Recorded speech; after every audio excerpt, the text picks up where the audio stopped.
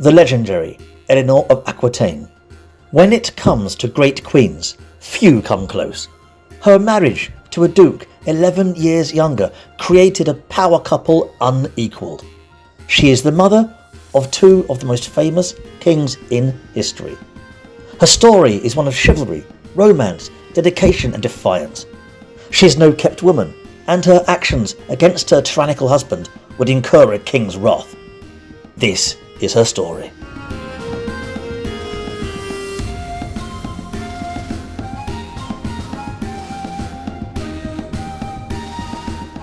I will start by saying that this isn't a progressive 21st century society, and misogyny is absolutely rife in this era, the 12th century. It's very much a man's world, and men often argue with their fists. But this doesn't mean that there are no powerful women. You still had women like Emma of Normandy, Matilda of Flanders, and her granddaughter Empress Matilda. Powerhouses of the medieval world. Figures that would inspire future women like Eleanor of Aquitaine, Blanche of Castile, and Nicola de la Haye. Also, I'll say that this is a French story as well as an English one. Yes, I used a Union Jack. Bite me! Because, as is often in the Middle Ages, our journey takes place in France. For despite our differences, our connection is strong. Our histories are entwined. If anything, England and France are two siblings arguing over who has the strongest claim to inherit the silverware, or the bone china. And Eleanor may have become the Queen of England, but she was not born there, as she's born in Bordeaux. Her famous husbands, yes, she married twice, both were born in modern-day France. Louis, probably born in Paris, while Henry was born in Le Mans. And these lands might be in modern-day France, yet in the 12th century? The lands of Le Mans and Bordeaux were neither French nor English, as our concept of nationality wasn't really a thing yet. Instead, there are several domains linked together in fealty to an overlord. This is the feudal system. And allegiances would change depending on the circumstance. The lands of Aquitaine were run by a duke, and he commanded a vast region including Gascony and Poitou, pretty much everything from the Loire to the Pyrenees. Very wealthy, opulent. More so than the French king Louis VI, whose own domains consisted mainly of Paris and the Ile-de-France. But since the days of Charlemagne, all the dukes and counts of the lands like Aquitaine, and a whole bunch of others, owed fealty to Louis of France. So at this point, at the first quarter of the 12th century, you could argue that Louis' domain looks remarkably like that of modern France, just without Brittany, as Duke Conan swears fealty to King Henry of England. Anjou also belongs to the English crown, and also without Normandy, as that also belongs to the King of England. Well, let's address that in a bit, shall we? A lot's going to go on. Right, Aquitaine is a beautiful, warm region ruled by Duke Guillaume X, and Guillaume comes from a long line of high nobility, harking back to the days of Charlemagne. And he, Guillaume, is married to the equally pedigreed Duchess Eleanor de Châtellerault.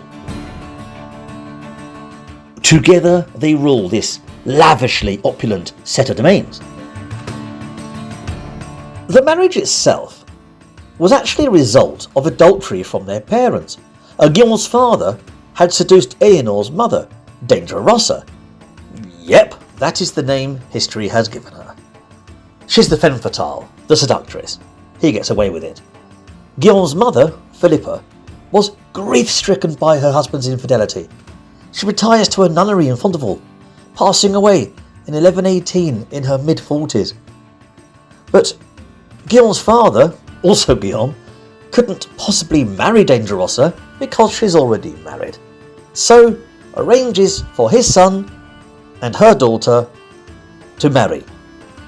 And the marriage between Guillaume and Eleanor de Châteauroux happens around 1120. Now, even though I've introduced them as Duke and Duchess, they're not quite at that stage yet, but will inherit the titles in just 6 short years.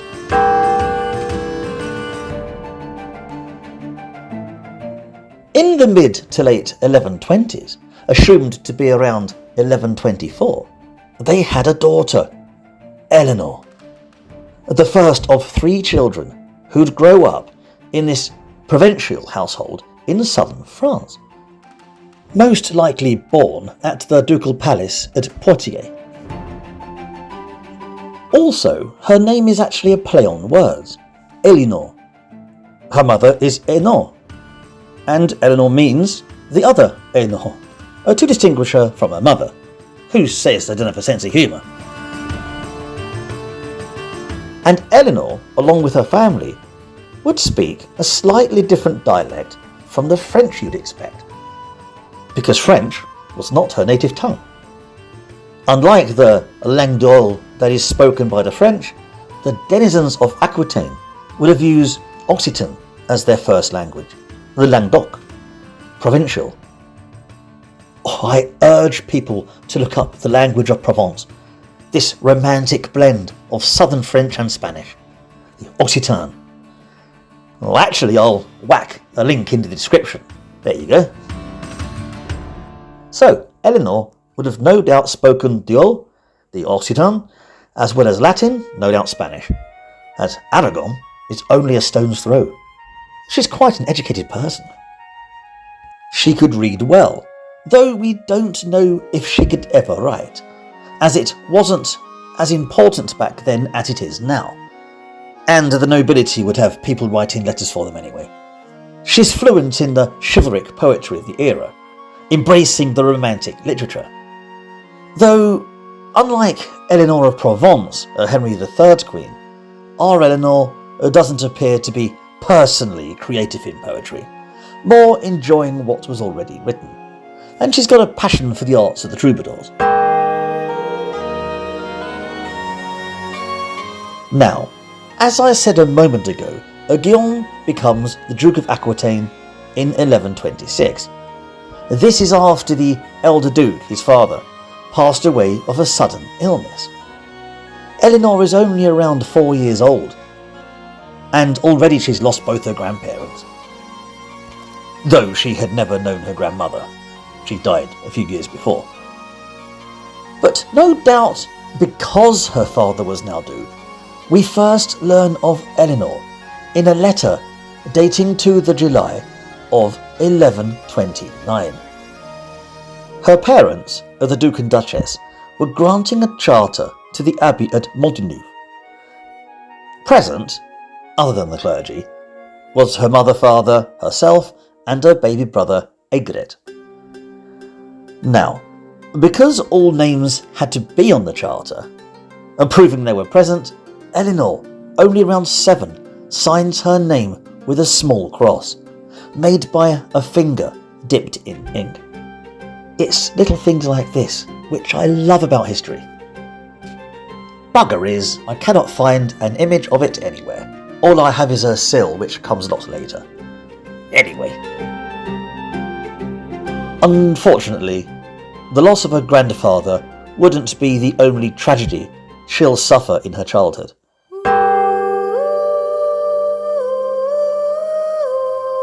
As Eleanor's world would be shattered by 2 devastating events that occurred in the same year, 1130. Firstly, the church had ripped itself apart in the papal schism of that year. 2 popes vied for control, Innocent II and the anti-pope, Anacletus, and her father had backed Anacletus, and as a result suffered excommunication from Innocent II. On a different note, this image is actually of Thomas Becket, when he excommunicated some scallywags. But it does look like they're raising two fingers in an up yours gesture. Either way, her father was now excommunicated, a huge punishment for the 12th century, barred from the sacraments of the church. A humiliating blow. Secondly, her mother and younger brother, Aigret, were at a hunting lodge in Poitou, Tamon, when they were stricken by an illness that claimed both of their lives. Nothing else is recorded, but it must have made a huge impact on Eleanor, who is only around 8.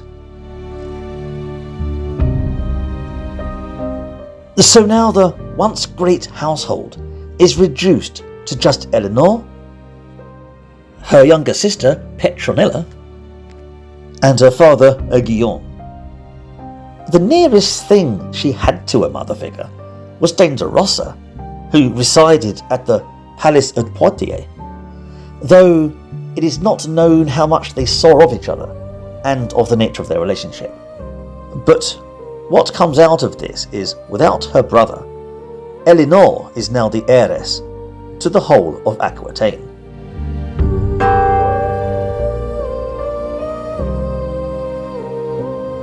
When it came to her upbringing, as you can imagine, Eleanor was spoiled rotten. There was not a joy or excess she was denied. Her world was one of abundance.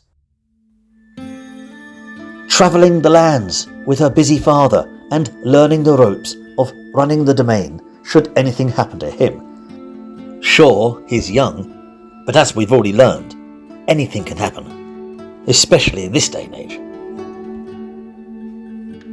In a nutshell, if women were expected to be meek and subordinate, then Eleanor didn't get the memo. She'd grow up in a different world than many of her era, as the women of Aquitaine were not kept. They're not mere possessions of men. They inherited, they had power, they travelled the lands and wore perfumes from the east, flaunted stunning dresses that would give the Pope a seizure. Oh, and makeup, yes. The women of Aquitaine were known for using charcoal to line the eyes, and they used blushes. I mean, people can be forgiven for assuming that the Middle Ages was prudish and reserved, but not in the slightest. These are not 17th century Puritans, far from it. They're racy, baldy, tacky. They drew dongs everywhere and loved a good fart joke. Oh, matron. Actually, one of the first times we come across the F word is written by a monk to insult his abbot, most likely in jest, but imagine that these days. Picking up a book from Random Penguin, argument's sake, a book by Cicero on moral philosophy, only to find out that the editor had politely told his boss where to go, in ink, all in black and white. Okay, it's technically early Tudor, but still goes to show that the age could be bawdy indeed, and it was worse back then, in Eleanor's time. Though I can only assume that these chaps have been on the abbot's best. This was a vibrant and colourful day and age, in more ways than one. But anyway, back to Eleanor, because growing up, she would have been no exception to all of this. She would have embraced the lot. She lived a life of luxury that even Matilda of Flanders would have envied. A huge fan of music, troubadours, and all that came with it. Embracing the poetry that emerged from the chivalry that embodied the High Middle Ages. This impetuous young girl is full of character. And this culture would shape Eleanor. She'd bring it everywhere she went, surrounded by a gaggle of companions who'd play tambourines, lutes and flutes. It sounds romanticised, like a Victorian fever dream, but men like Richard de Poitevin and William of Newburgh, the monks contemporary to her time, who knew her personally, make note of this. They also remark to her outstanding beauty, not just physical, but of character. Though Unfortunately, very little is written about her appearance, outside of mentioning her long auburn locks, that don't appear to have been hidden by a long veil. All we know from contemporary sources is that she was absolutely stunning. Perpunctora is the word they used. It means more than beauty. The kind of woman who'd turn the eye on the red carpet, you know? She'd be a sensation these days, on the cover of Vogue, on the front page of every tabloid. The people loved her. And I didn't choose Catharine Hepburn at random, because she'd play an elder Eleanor in film, The Lion in Winter, 1968. Oh, and Catharine is not related to Audrey, in case anyone wonders. Anyway. So it is a shame that, outside of a tomb effigy and a personal sill, one which shows a possible glimpse into her later years, and she did live to a venerable age, and a sill which doesn't really hint at much, we can only guess. As for her character, it wasn't all needlework and poetry and sitting around playing parlour games. She was very energetic and learned to ride horses at an early age. Hawking also played a large role in her life, to the point she's often depicted with a falcon. It's a part of her imagery. And later in life, she'll keep her gerfalcons at the hunting lodge at Telmont. And this pretty much wraps up the chapter on appearance and character. Let's press on.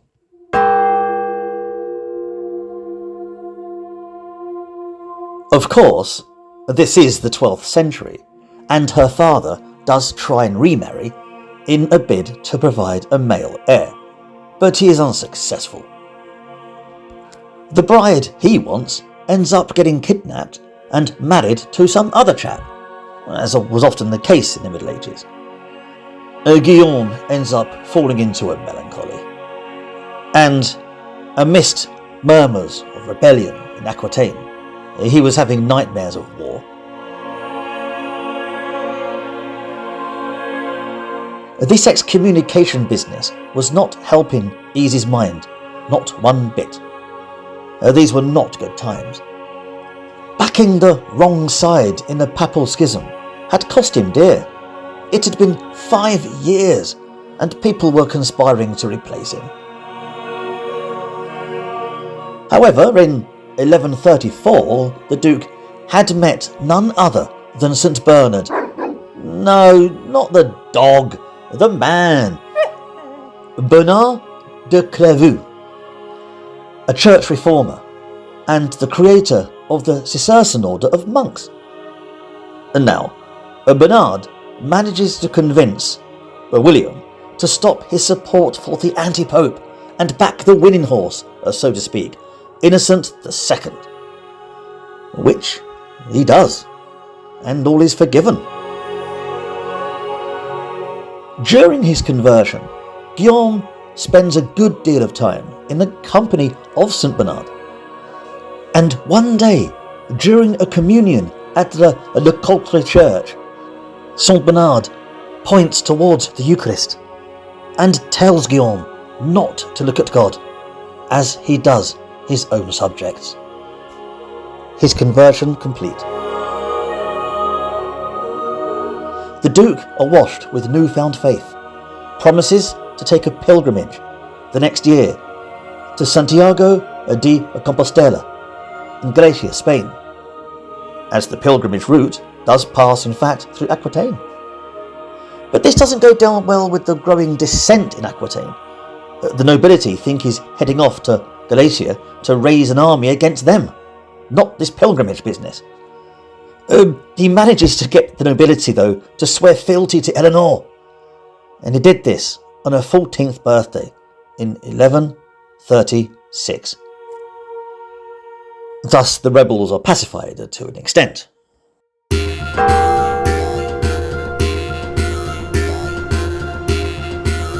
Now, given all we know about Eleanor so far, her energy her beauty. It would surprise you to learn that as of 1136, she still isn't arranged to be married, which in high Middle Ages, as you'd expect, was pretty unusual at 14 years of age. Now, I don't have to keep reminding people that the Middle Ages had different rules from our own time. But I will say again that the past is a foreign place, they did things differently there, and marriages were of a political nature, especially in high society. And given Eleanor is the heiress to a vast domain, anyone marrying her would benefit greatly.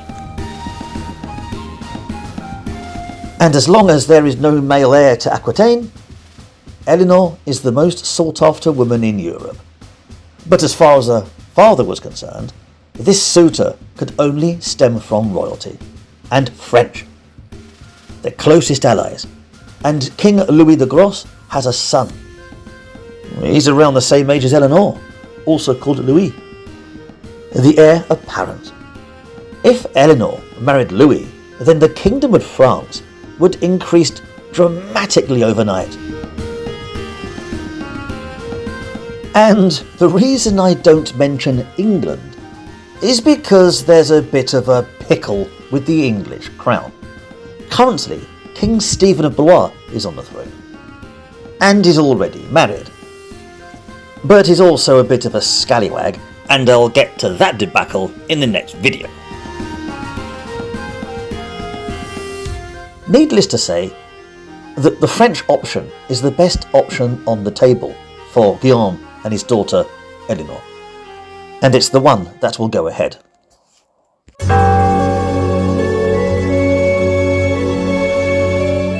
The next year, 1137, Guillaume is continuing his conversion and dedication to his faith. He begins that promised fateful pilgrimage to Santiago de Compostela in Galicia. He begins his journey with his two daughters before leaving them at Bordeaux in the care of the Archbishop there, Geoffroy de la Rue. He then continues the rest of the journey with the many pilgrims on that route, in the holy period of Lent. Even though he's a wealthy duke, he is clad as a humble pilgrim.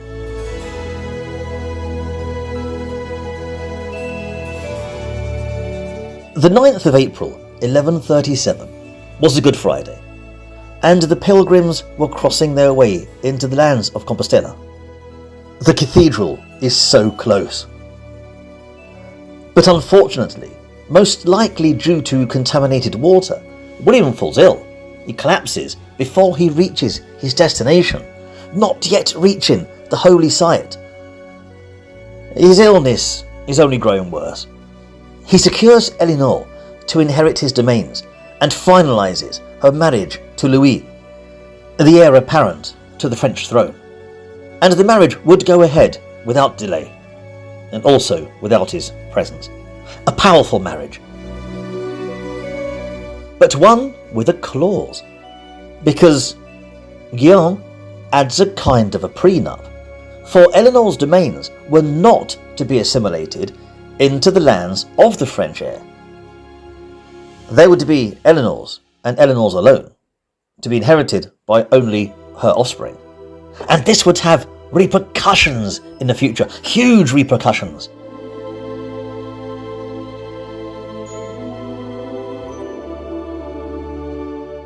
Knowing his time is short, Guillaume sends letters to Geoffroy de la Rue, the Archbishop of Bordeaux, and Louis the Gros of France, and finally Eleanor. Once this information had been taken on board, at last the public could be informed.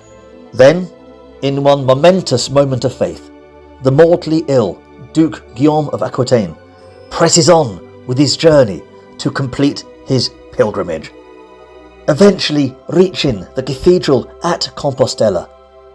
And here, the dying man received Holy Communion, and no doubt the last rites, the anointing of the sick, before passing away the next day. He was not even 40, around 38 at max.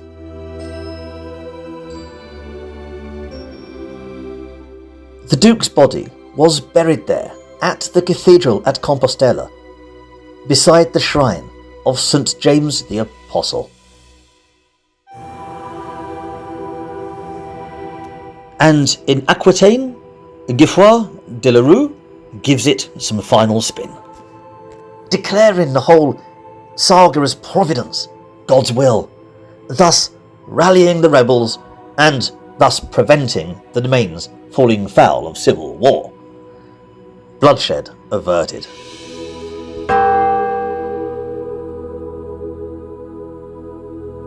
Louis le Grand had his problems, but was a decent enough king. Hailing from the Capetian dynasty, an old bloodline that inherited the throne from the descendants of Charlemagne. They'd been ruling since the 10th century. That's around 200 years. And despite being a jolly man, Louis has earned his nickname, Le Gros, from being so large that he can no longer mount horse nor woman. So ill in 1137 that he could hardly get out of bed. He'd already lost his eldest son, Philippe the Young King, to a riding accident when his horse was spooked by a rogue pig. Called the Young King due to the French custom of crowning the heir apparent while the elder king was still on the throne. So you pretty much had two kings, the elder and the younger. So hence his son Louis was currently the heir apparent, also crowned king back in 1131. Hence he's called Louis the Younger. And currently the elder, Louis de Gros, was at a hunting lodge at Château Baptisy à Saint-Pierre when he received the letter that informed him that Guillaume of Aquitaine had fallen ill and died. But this was the first he'd heard of a marriage, because seemingly it was an idea floating around in Guillaume's brain. It was never put into practice. But King Louis loved the idea so much, he was struck dumb. He couldn't speak. People did try to talk him out of the proposal, pointing at obvious problems, like the prenup where Eleanor gets to keep all her lands. Aquitaine was also huge and unwieldy. This was not a good idea from the French perspective, but the king was not listening. Also, his chief advisor, Abbot Suger, supported his king, reminding them how good this could be for France. Firstly, with these newly acquired lands, they'd have a much larger kingdom than any of their neighbours, which would help them make up their minds when it came to fealty. Secondly, the prenup meant nothing, because Eleanor's offspring would be heirs to the French throne. Thus, France ends up with Aquitaine anyway. So, knowing what to do, Louis the Gros immediately put the plan into action. His son would marry the Aquitanian heir, Eleanor. He summons his son, the young king, to the bedchamber and tells him the news. The marriage would proceed post-haste.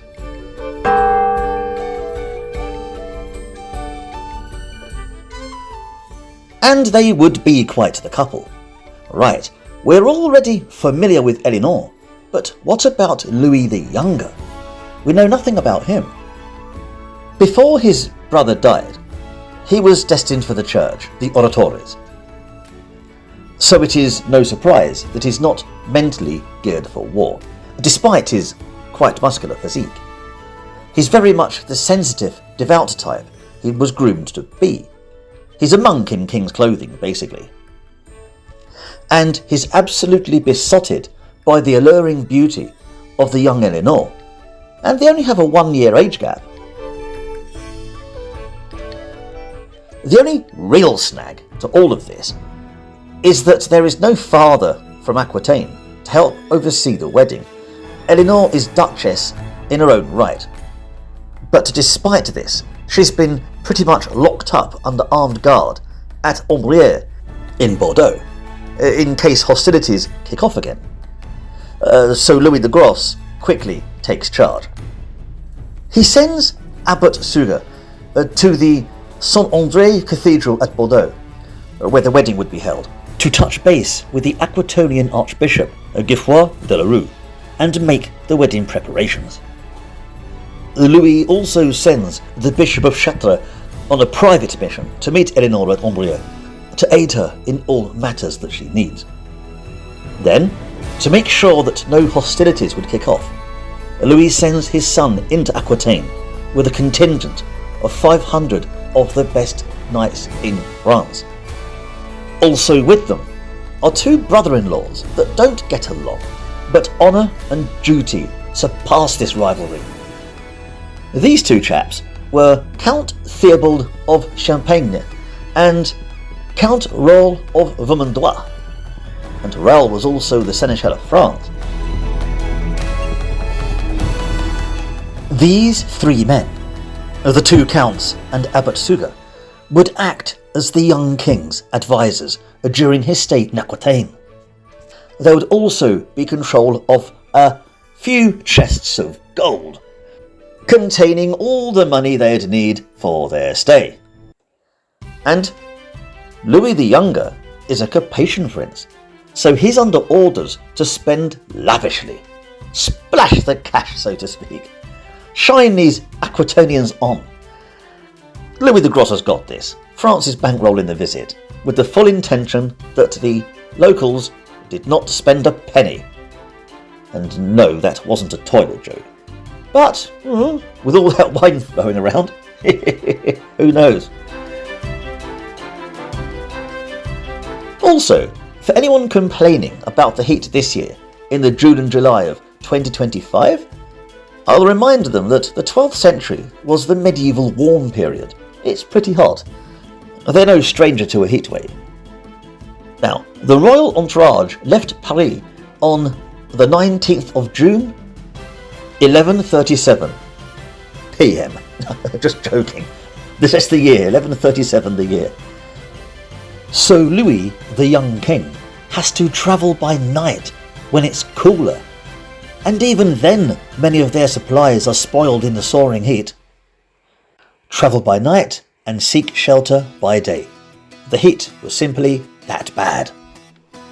Yeah, and I bet you thought I was going to make a night joke. Well, anyway, here you go.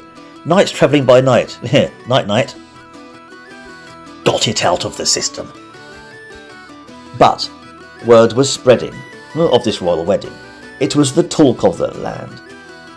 Then finally, that day would come. And I will deal with that in the next episode of the series, as there is a lot to cover.